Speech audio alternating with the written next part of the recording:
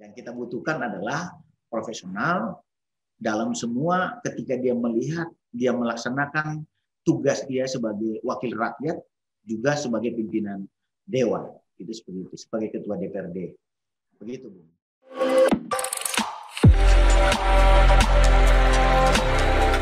Iklim seperti ini, Bung Berti, sejauh mana praktik KKN itu bisa berpeluang? Karena Anda katakan tadi kan ada hubungan kerabatan keluarga. Ini soal potensi praktik KKN. Anda melihat sejauh mana? Oh, sangat peluang.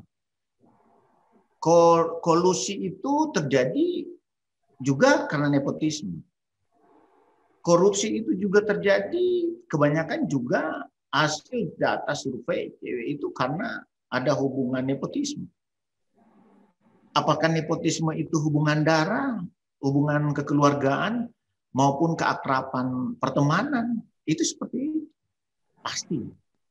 Pasti peluang itu akan ada. Itu yang saya gambarkan bahwa memang secara aturan tidak mengatur. Tetapi tanda kutip bahwa peluang-peluang terjadinya penyimpangan-penyimpangan lewat kebijakan-kebijakan ini yang ini punya peluang sangat besar.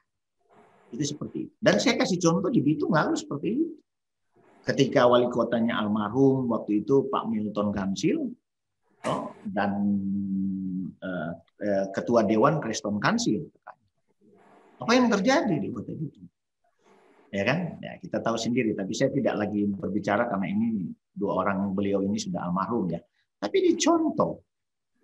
Saya belum dapati juga mungkin ada di daerah lain, tapi kayaknya yang memang agak menyolok justru di Sulawesi Utara ini.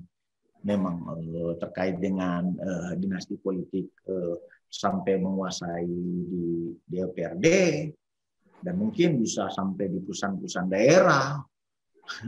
Itu kan yang terjadi sekarang di perusahaan-perusahaan daerah itu, apakah di bank-bank daerah, bank-bank ini maupun perusahaan-perusahaan BUMD itu seperti itu.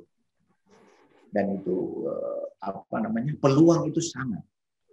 Walaupun memang ya mungkin orang selalu terpaku dengan provinsi kan WTP, ini WTP ya, itu tidak menjamin. Tapi kita pikir itu peluang ada lah, bahkan lebih besar. Karena ingat, korupsi itu terjadi karena nepotisme juga, karena ada kolusi juga. Ini satu paket. KKN ini korupsi, kolusi, dan nepotisme ini satu paket. Jadi selalu pasti. Walaupun memang ada juga nepotisme yang tidak, ya, tidak. Tetapi kebanyakan saya melihat itu pasti. Karena konflik kepentingannya itu akan lebih besar. Ketika dia punya hubungan kekeluargaan saudara, kedekatan pertemanan yang luar biasa, itu seperti itu. Dan ini memang sekarang terjadi di mana-mana yang ya saya pikir ya perlu komitmen dan konsistensi memang. Ya katakanlah contoh ya, kita ambil contoh aja Pak Jokowi presiden ya, dulu anaknya katanya, tapi pada akhirnya juga kan anaknya juga ikut pencalonan jadi wali kota. Anak mantunya juga ikut pencalonan. Itu ya imbas-imbas dari inilah. Dalam rangka kita pikir walaupun mungkin secara kasat mata masyarakat akan melihat ini profesional, ini bagus, ini bagus. Oke lah, hal yang bagus.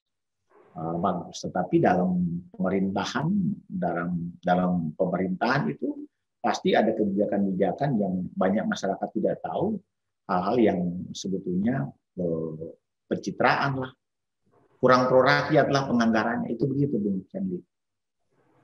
Nah, tadi kan tersinggung juga soal pilkada kan. Kalau pilkada kan itu pemilihan langsung, Bung. Bisa beralasan bahwa pilihan masyarakat, hasil dari buah pilihan masyarakat. Gimana? Gini, saya contoh kemarin.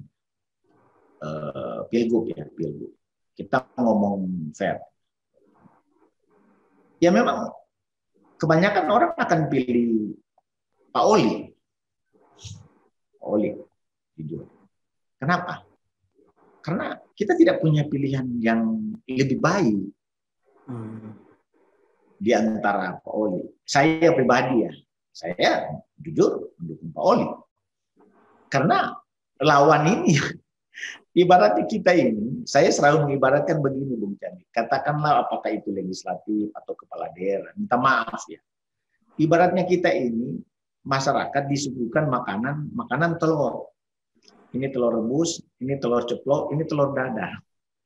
Semua ini telur. Tinggal selera kita yang mana. Ya. Karena dari semua ini, bilang nepotisme, tiga-tiga juga calon. Contoh nih, gubernur ini kemarin kan nepotisme juga. Soalan kasus korupsi. Tiga-tiga ini pernah tersebut namanya. Walaupun mungkin dua orang ini tidak secara ini gitu, terbukti. Yang satu terbukti. Tapi sempat tersebut tiga-tiga.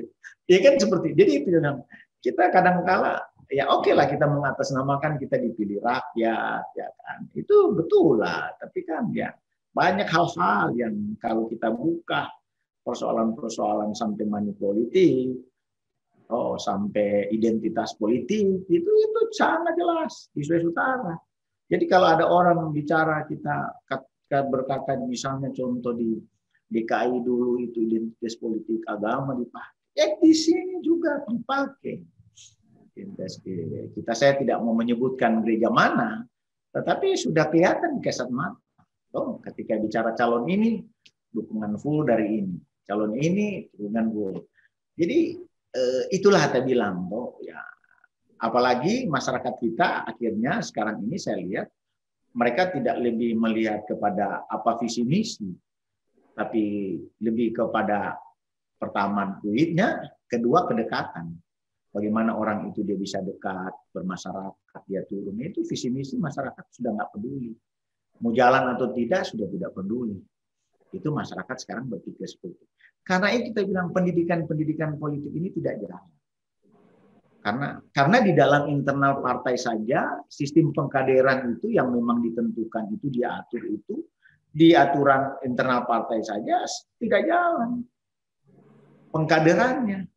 Dia harus jenjang. Yang saya tahu sebenarnya partai-partai besar seperti PDI itu mereka itu memakai sekali aturan tentang pengkaderan ini. Dari ini harus di sini dulu tahapan itu begini sampai. Tapi ada hal tertentu, ya kan, diplot sini. Kita udah bisa tahu, kenapa dia diplot di sini. Pasti dia mau jadi ketua dewan ini. Di Manado, kenapa dia diplot di pengurus ini. Pasti dia mau jadi ketua dewan. Di sini kan sudah orang masyarakat semua pintar, udah tahu. Ini antara mana ini. Cepat ditaruh sini karena supaya terpenuhi peraturan partainya misalnya. Peraturan partainya harus pengurus baru dia bisa ini. Katakanlah memenuhi KSB. Ketua sekretaris bendahara itu punya jatah dia pimpin di sini. Nah, supaya terpenuhi ini, mereka buatlah cepatnya di internal tentukan. Ini cepat masuk di partai. Masuk di sini. Supaya sudah dipersiapkan. Itu kan begitu. Orang sudah tahu itu permainan seperti itu. Yang penting administrasinya terpenuhi. Akhirnya sudah terpenuhi, dia pengurus ini. Jadi dia berhak, dia punya hak. Itu seperti itu dan itu diatur semua ketuanya, ketua wilayah, ketua umum, ya, itu seperti itu. Dan Sulawesi Utara ini saya pikir khusus untuk Partai PDI Perjuangan memang sangat anak emas lah istilahnya oleh Ibu Megawati, sangat emas. Dan mungkin Pak Oli sendiri dia punya kekuatan, dia diberikan kewenangan untuk menentukan semuanya. Saya seperti itu. Dia punya ya dalam rangka mempertahankan. Walaupun saya bilang tadi itu sangat tidak elok lah seperti itu. Pembelajaran politik ke masyarakat kita dipertontonkan dengan hal-hal seperti itu kan tidak baik. Itu seperti itu. Kapan kita bisa sistem berdemokrasi kita, sistem politik kita ini bisa berubah ke arah yang lebih baik. Tapi kalau kita dipertontonkan dengan hal seperti itu, siapapun yang jadi nanti partai yang lain akan mengikuti juga dia. Yang lain, ini bisa. Jadi itu seperti itu. Begitu Bung Candi.